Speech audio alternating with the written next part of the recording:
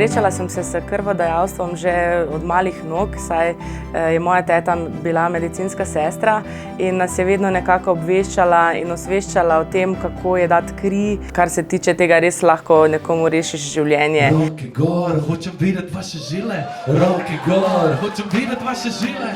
Roke gor.